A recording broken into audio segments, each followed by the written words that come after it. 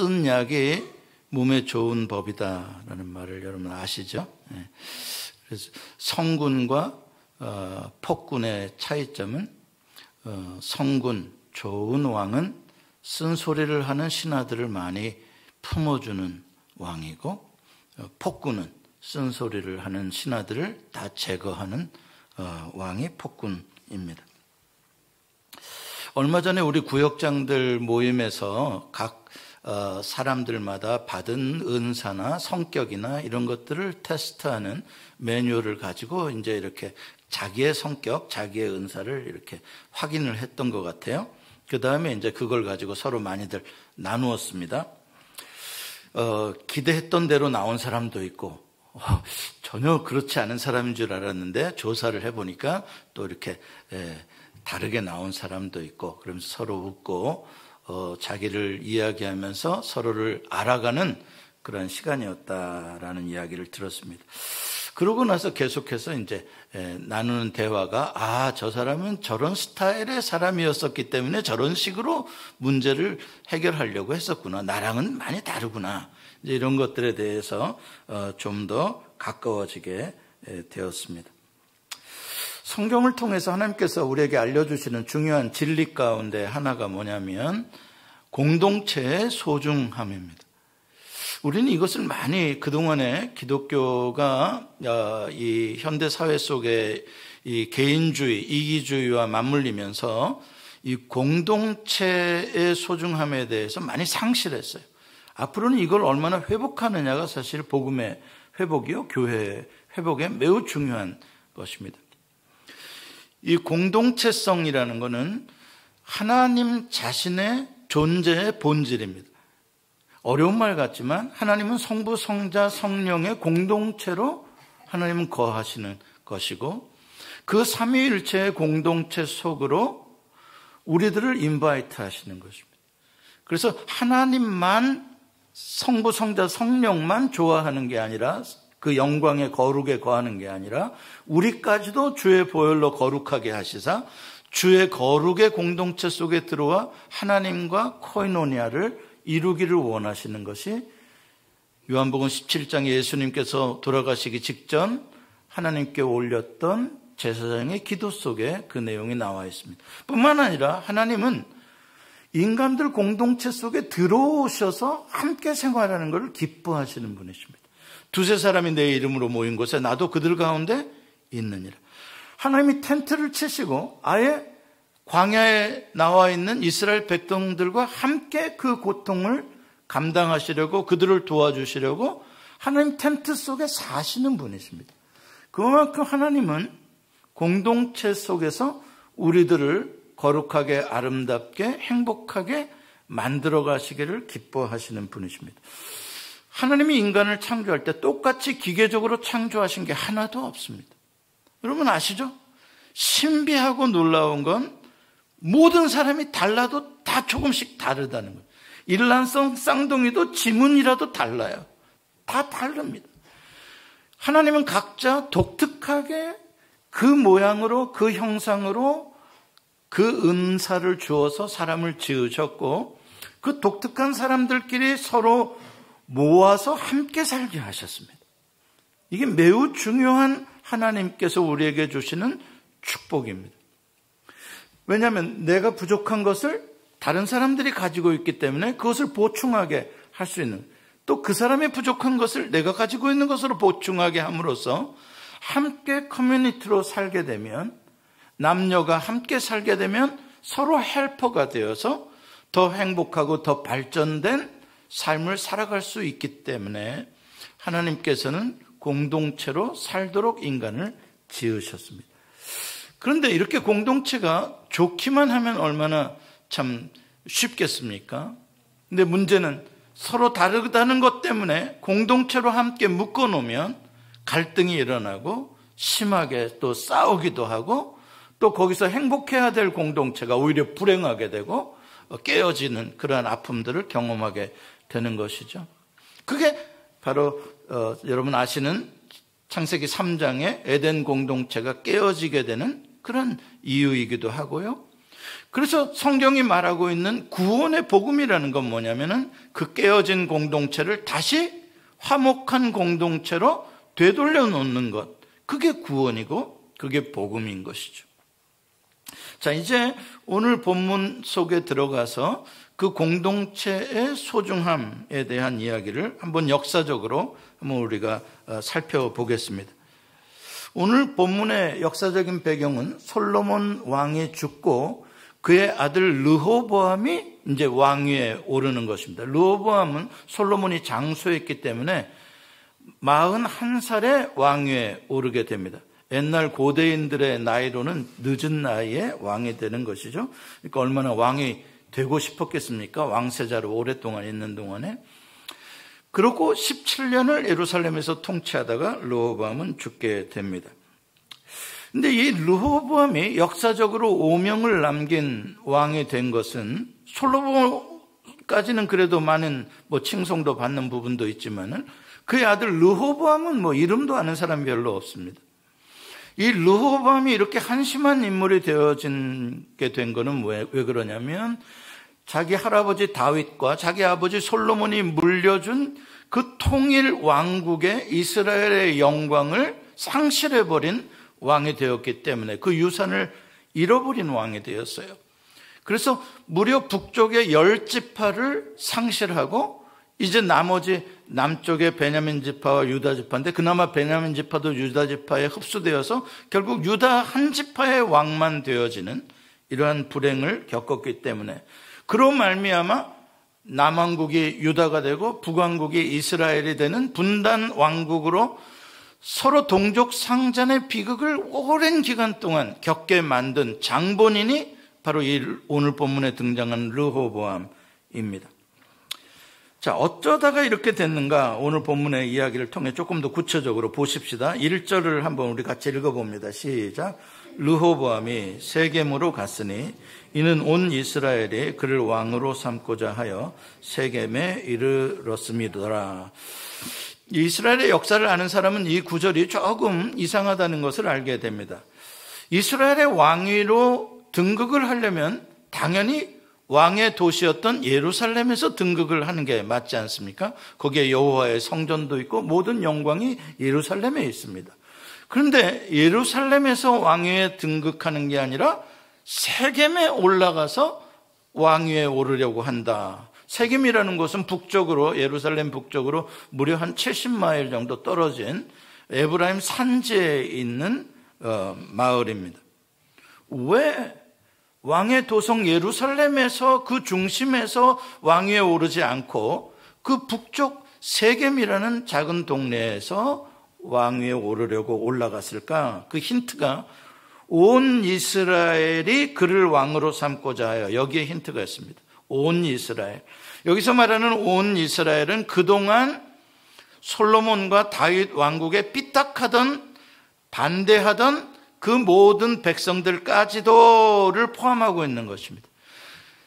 그동안의 야당이었던 모든 사람들까지도 르호보암을 왕으로 인정해 줄 테니까 세겜으로 오라 그랬던 것이죠.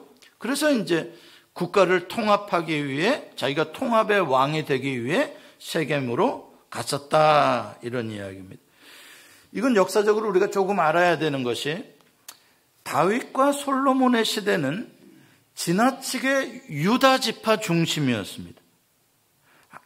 벌써 예루살렘의 왕의 도읍을 세우고 다윗이 거기에 왕으로 올라간 이후에 모든 것들이 유다 지파 중심으로 그 관료들이라든지 그 세력들이 형성이 되었던 것이죠. 그리고 그 전에 다윗 왕 이전에 있었던 사울 왕조를 완전히 전멸을 시키고 사울 왕조를 지지했던 사람들을 다 숙청했습니다. 그리고 유다 지파가 아닌 나머지 10지파들도 많이 정치적으로 경제적으로 소외를 당했었던 것이죠. 그렇게 다윗과 솔로몬의 시대가 지나고 나니까 북쪽의 10지파가 많이 서운하게 된 거예요. 그래서 르호보암이 이제 왕위에 오를 때에 거의 지금 민족적인 그런 지파적인 갈등이 상당히 심해졌을 때였습니다. 그런 가운데에서 세겜이라는 도시는 어떤 도시냐? 북쪽 지파의 중심 도시. 그래서 에브라임 산지 여러분 잘 아시잖아요. 에발산과 그리심산. 이건 에발산과 그리심산의 세겜은 어떤 곳이냐면 여호수아가 가나안 땅을 정복하고 나서 맨 마지막에 이스라엘 모든 지파를 모으고 거기서 다시 한번 여호와 하나님만을 섬기겠다라고 작정하게 한 신앙 고백을 받아낸 곳이 바로 세겜입니다. 에브라임 지파의 중심이죠. 여호수아는 에브라임 사람입니다. 다시 말해서 세겜에서 왕위에 올라간다? 이 유다 지파의 왕이 이것은 비로소 온 지파를 아우르는 왕이 되었다라는 의미이고 소외당하던 북쪽 지파 사람들에게 있어서 세겜은 훨씬 더 친밀한 장소이기 때문에 그들이 올 수 있었던 것이죠. 다시 말해서 르호보암이 세겜까지 가서 왕위에 오르려고 했던 것은 그 당시에 있었던 정치적 국가적인 갈등을 많이 봉합하려고 하는 그러한 시도였다라고 우리가 볼 수가 있습니다. 자, 그런 가운데 3절과 4절에 보면 어떤 일이 벌어졌느냐? 세겜에 올라갔더니 여로보암이라는 사람이, 르호보암, 여로보암 이름이 비슷하니까 그러면 헷갈릴 수 있어요. 르호보암은 왕이고 다윗의 손주고 솔로몬의 아들이고 여로보암은 그냥 에브라임 산지의 사람입니다. 일반인이죠. 이 여로보암이라는 사람이 그 백성들의 대표자가 되어가지고 오늘 왕위에 올라가는 르호보암 앞에 무릎을 꿇고 간청하는 사건이 나오게 되는 것이에요. 뭔가 백성들을 대변해서 새로 왕위에 오르는 사람에게 부탁하는 게 하나가 있는 거예요. 그게 바로 4절입니다. 같이 읽어봅시다. 시작. 왕의 아버지가 우리의 멍에를 무겁게 하였으나 왕은 이제 왕의 아버지가 우리에게 시킨 고역과 매운 무거운 멍에를 가볍게 하소서. 그리하시면 우리가 왕을 섬기겠나이다. 예. 지금 마음이 많이 떠나 있어요. 이미 솔로몬 시대에 많이 떠나 있어요. 지금 북쪽의 10지파는. 그런데도 이 문제만 해결해 준다면 우리가 당신을 왕으로 섬기게 테니까 이 문제를 좀 풀어주십시오. 지금 이것 때문에 백성들이 그동안 너무 힘들게 참고 살았습니다. 그 문제가 뭐냐? 당신의 아버지 솔로몬이 얼마나 많은 건축사역, 토목사역을 했습니까? 그때마다 많은 백성들이 황소처럼 가서 노역을 했어야 했습니다. 그리고 또 당신 아버지 왕실의 규모가 얼마나 컸습니까? 본처와 후궁만 1000명이랍니다. 그 왕실에서 하루 먹어 없애는 양식이 얼마며 금은 보화가 얼마입니까? 왕실의 재정 규모가 너무나 크고 또 국가를 전국적으로 요새를 세우고 뭐 이렇게 군사력을 키우고 이러려니까 너무나 많은 재정 부담이 백성들에게 돌아가서 백성들의 허리가 휜 거예요. 그런데도 솔로몬 때 차마 그걸 어떻게 하질 못해서 지금까지 참고 살았는데 이제 새 왕이 등극을 하시니까 이렇게 백성들이 그동안 얼마나 고생했는지를 생각해 주셔가지고 멍에를 좀 가볍게 해 주십시오. 그러면 우리가 왕을 잘 섬기겠습니다. 그렇죠? 당연히 할 말을 한 것이죠. 자, 여기서 우리가 여로보암이 누군지 한번 생각을 할 필요가 있습니다. 이 사람이 누구길래 백성들을 대표해서 르호보암에게 이러한 것들을 간청을 하게 됐나? 2절에 보면은 이 여로보암이 솔로몬의 얼굴을 피해서 애굽으로 도망쳤던 사람이다. 그리고 애굽에 머물러 살았던 사람이다 라고 나옵니다. 그리고 그 앞에 11장에 보면 이 여로보암에 대해서 더 많은 정보가 나오는데 종합해 보면 이런 것입니다. 솔로몬의 통치 말기에 가면 여러분들 모든 권력이 말기에 가면 레임덕 현상이라 그래가지고 이 통치력이 약해지잖아요. 솔로몬도 그렇게 막강한 왕권을 가지고 있었지만 지나친 세금 부담과 노역 때문에 백성들의 원성이 커지니까 이제 지방에서 다른 지파들에서 서서히 민간들 사이에서 불만이 터져 나오면서 반역의 조짐들이 일어나는 거예요. 그러니까 이미 중앙 통치력을 강화시킨 솔로몬은 그 모든 정보를 다 알고 있기 때문에 그러한 반역들을 잠재우고 백성들의 협조를 구하기 위해서 똘똘한 사람들을 지방에 그렇게 반역을 일으키려고 가능성이 있는 지파들에게서 똘똘한 사람을 추천받아가지고 그 지파의 감독자로 삼은 거예요. 근데 10지파에서 가장 맏형이 되는 지파가 누구냐? 유다 지파와 쌍벽을 이루는 대표 지파가 어디냐? 북왕국 북쪽에서 에브라임 지파예요. 여호수아가 나온 지파죠. 그래서 그 에브라임 지파가 매우 중요한데 그 지파를 잘 누르고 협조적으로 하기 위해서 에브라임 지파 출신으로 똘똘한 젊은이 하나를 솔로몬이 등용을 시킨 거예요. 그 높은 관직을 준 거예요. 그 젊은이가 누구였냐? 여로보암이라는 젊은이였단 말이죠. 그 여로보암은 젊은 나이에 출세한 거예요. 솔로몬에 의해서 르우벤 므낫세 지파와 에브라임 지파의 감독관이 되었으니까요. 출세했죠.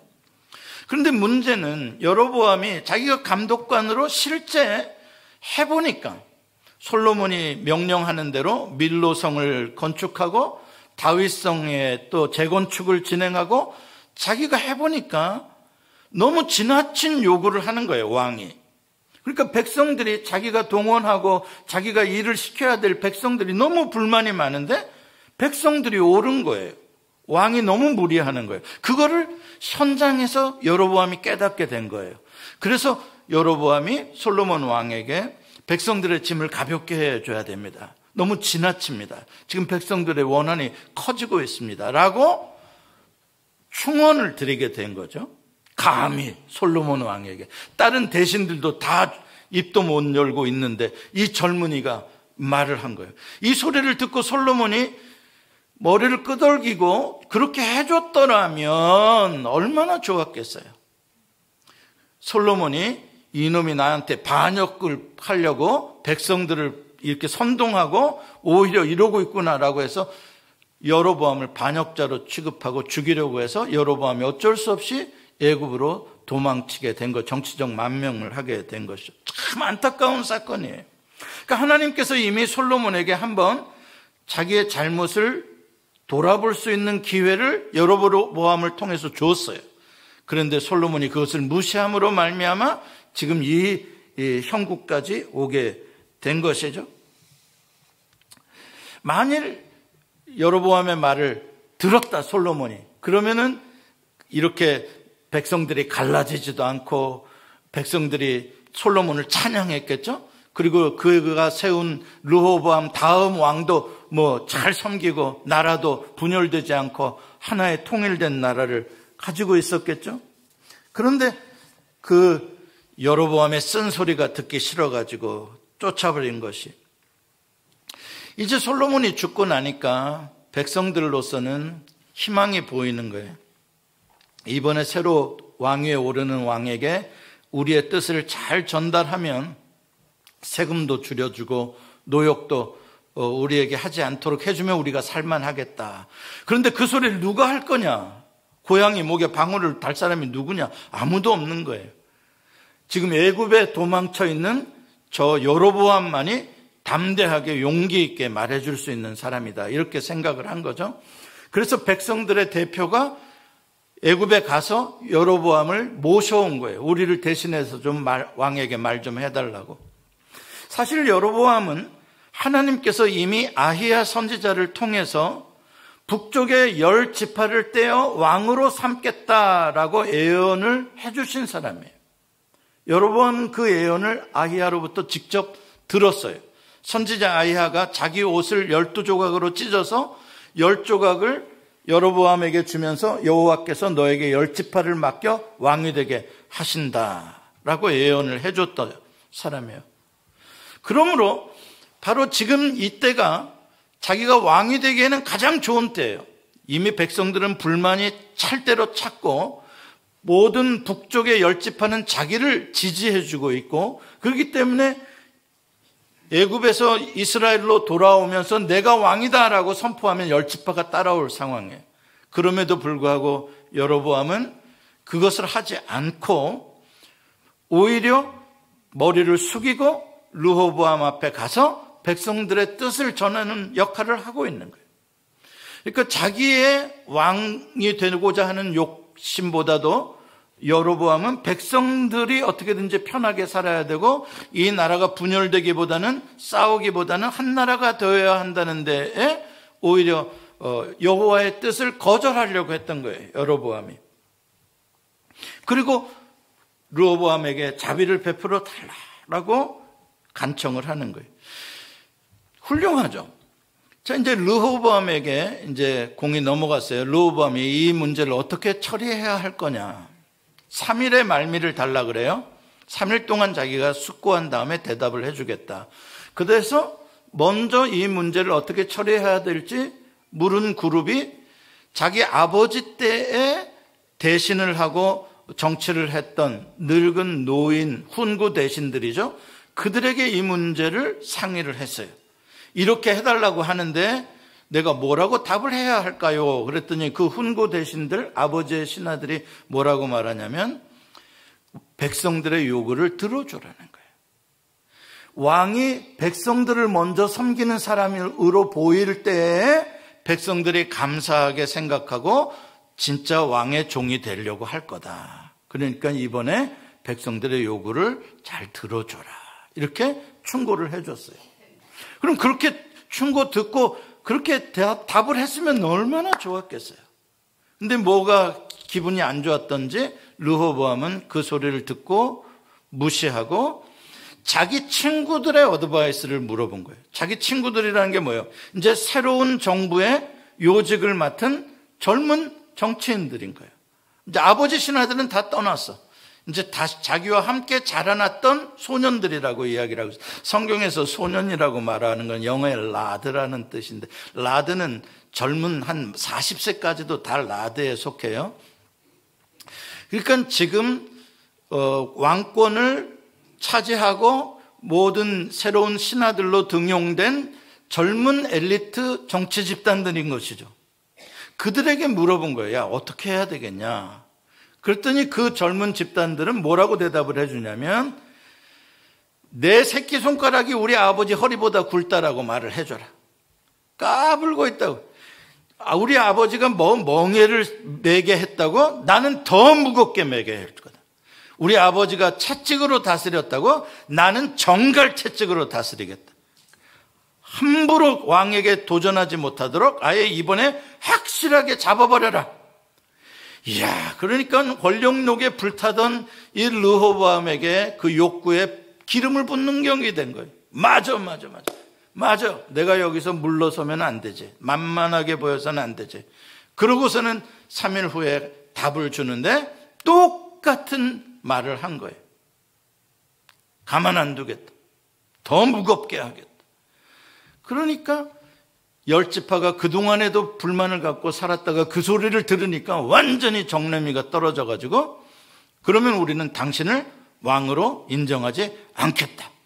완전히 반역하고 돌아서서 여로보암을 자기네들이 왕으로 추대를 하고 거기서 이제 북왕국으로 쪼개지게 되는 거예요.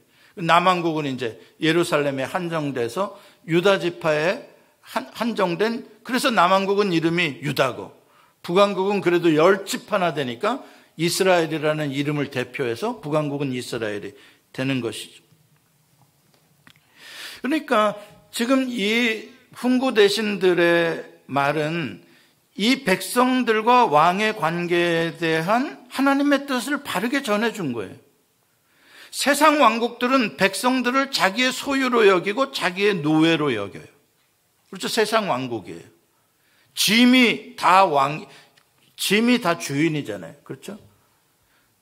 그런데 하나님의 나라는 그렇잖아요. 하나님의 왕국은 한 사람 한 사람이 주인 되는 나라예요. 하나님의 나라는, 하나님의 왕국은 한 영혼을 소중하게 여기는 거예요. 그래서 인간 왕을 세워달라고 할 때 제일 하나님이 걱정했던 게 인간 왕이 세상 왕들처럼 백성들을 폭군으로 이렇게 다스리면 너희들 진짜 힘들게 된다. 이게 제일 걱정했던 거잖아요. 그래서 하나님께서 왕을 세워준 거는 좋은 목자가 되라고 왕을 세워준 거예요. 그럼 좋은 목자는 양들을 잡아먹는 목자입니까? 아니요. 좋은 목자는 약한 양들을 보호해주고 지켜주고 양들이 편안하게 살 수 있도록 해준 게 좋은 목자잖아요. 그래서 예수님은 좋은 목자라. 자기의 양을 위하여 자기의 목숨을 버린다고 말씀하시잖아요. 하나님이 그런 나라로 세우신 거예요. 그래서 훈구 대신들이 당신이 먼저, 왕이 먼저 백성들을 잘 섬겨야 백성들이 당신을 섬길 거다. 민심이 천심인 것이다. 그렇죠? 백성이 나라의 주인이다. 근데 젊은이들은 뭐라 그래요? 젊은 정치인들은. 어렸을 적부터 호강하고 자랐던 명문 세도가들의 자제들일 거 아니에요? 예굽에 유학도 하고. 얘네들은 뭐예요? 세상의 왕권을 보고 배운 거예요. 세상 나라를 봐라. 왕이 주인이지. 백성들이 다 왕 앞에 엎드려야지. 그러니까 강하게 통치해야 된다. 젊은이들 겁이 없는 거예요. 르호보암이 어리석게도 이 젊은 자기 친구들의 이 조언을 선택합니다. 그리고 그 나라는 불행하게 이제 둘로 나뉘어지게 되는 것이죠. 그리고 그 모든 불행의 몫은, 그 모든 분열의 그 아픔들, 고통들은 힘없는 백성들이 다 감당해야 했습니다. 지금도 우리는 38선으로 나뉘어져서 고통들은 백성들의 몫으로 살아가고 있죠. 오늘은 종교개혁 주일입니다. 1000년 동안 절대 왕권보다 더 강한 왕권을 휘둘렸던 게 교황의 왕권입니다. 1000년 왕국이죠. 교황이 무소부재의 권력으로 다스렸어요. 무려 1000년 동안을. 그래서 지금으로부터 500년 전, 1500년, 서기 1500년경쯤 되면은 이미 캐톨릭 제국은 부패할 대로 부패하고 썩을 대로 썩은 거예요. 그래서 그것을 고쳐야 되고 그것을 개혁해야 하겠다고 옳은 것을 주장한 여로보암 같은 사람이 나타났는데 그거 바로 마틴 루터였던 거예요. 그러면 그 마틴 루터가 고쳐야 되고 바꿔야 된다는 것을 교황청이 듣고 가톨릭의 지도자들이 잘 새겨 듣고 고쳤더라면 얼마나 좋았겠어요. 그런데 오히려 마틴 루터를 빨갱이로 여기고 교회를 무너뜨리고 교황의 권위에 도전하는 사람으로 죽이려고 한 거죠. 이게 가톨릭의 가장 무서운 마지막에 잘못된 결정이었던 것이죠. 이렇게 권력욕에 빠진 집단들, 교회가 됐든 정치가 됐든 권력의 단맛에 빠진 사람들은 여로보암을 죽이기에 혈안이 되어져 있어요. 항상 정치인들에게는 여로보암을 어떤 방식으로 죽일까를 연구하고 있는 거예요. 저놈 꼴보기 싫어, 제거해. 계속. 교회도 마찬가지예요. 오늘날의 교회가 썩었다, 오늘날의 교회가 부패했다, 잘못하고 있다, 바른 복음이 아니다라고 외치면 저놈 교회를 흔드는 마귀 같은 놈이라고 바로 이야기를 듣는 거예요. 예수님이 십자가에 달리신 이유가 바로 그거예요. 바리새인들과 그 당시에 제사장 종교 지도자들의 눈에 보이기에 예수님은 여로보암 같은 존재인 거예요. 죽여야 되는 거죠. 여러분, 우리도 살다 보면 우리 주변에 여로보암 같은 사람들을 만나게 됩니다. 아마 제가 여러분들에게 여로보암이 보일 수 있어요. 저 목사 배기 싫어.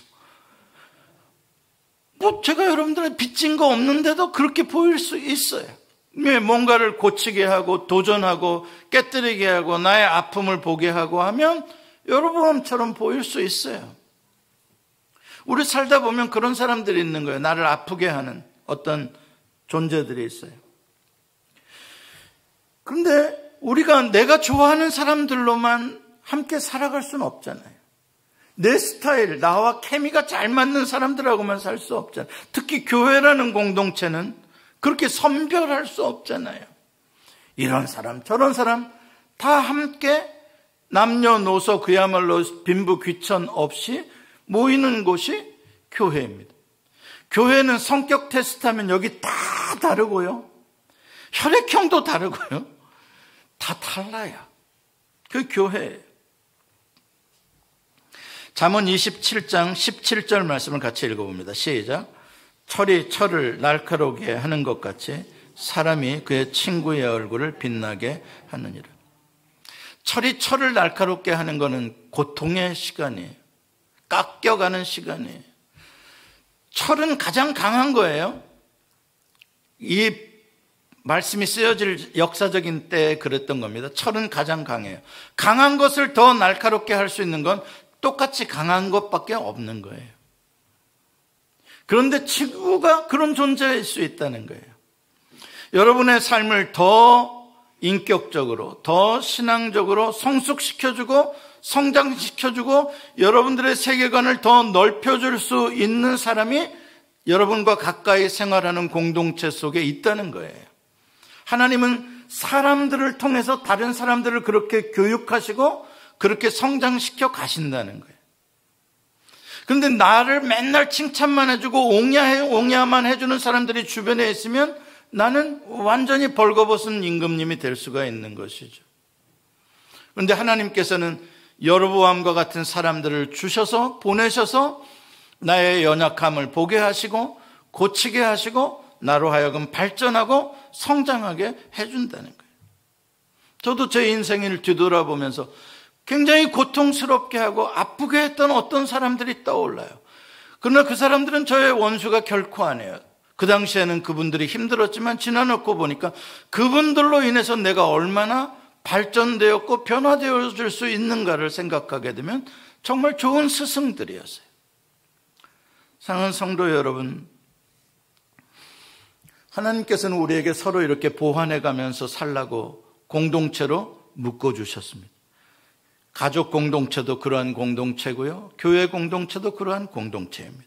아니, 한 국가 공동체도 진보가 있고 보수가 있고 서로 철이 철을 날카롭게 하며 그 나라를 빛나게 만들어가 주는 것입니다.